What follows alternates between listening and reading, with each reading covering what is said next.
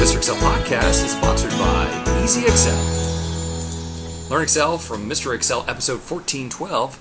Looks like a date, coincidentally.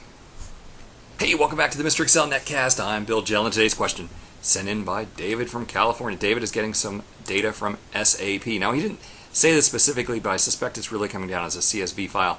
When he opens this file in Excel, all right, so check that out. That's a part number there up in cell A1, right? Good enough.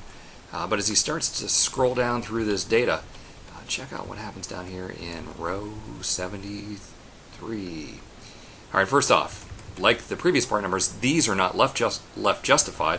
And when we actually look at the real value stored there, it's being converted to a date. And you can see that for sure. Ctrl tilde shows us a value. So that part number is coming in as text. This part number is coming in as a serial number. And oh, what a bad thing that is.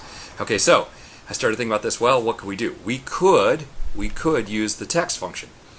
So equal text of A73 in quotes mm/dd/yyyy close quotes close parenthesis, and that'll convert it back to text. It'll look kind of like that one, but here this date happened to fall in 1621. This date happened to fall in 2210. This is a valid date. That one's not. This one got converted. That one didn't. Oh, what are we going to do now? Well, I mean, since you're going to have a mix of these, you're going to have to say equal if is number A73, then do that conversion. Otherwise, we just want A73.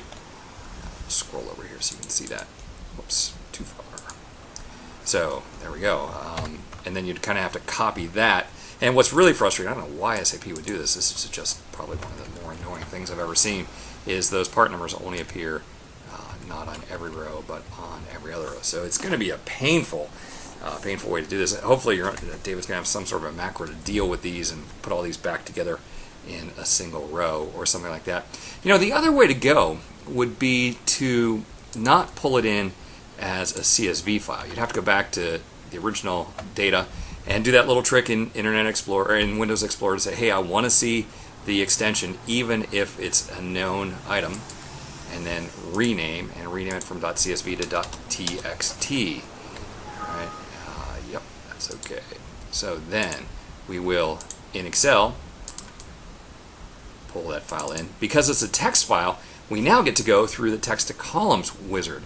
And so we can say that things are delimited by a comma.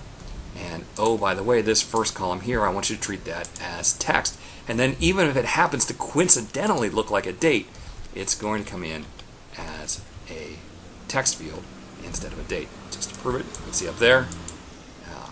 And also Control tilde, or Control grave accent, back and forth. It continues to show everything the same way. So a couple of different ways. Neither one is very friendly. Kind of annoying that SAP is sending the file down in this manner.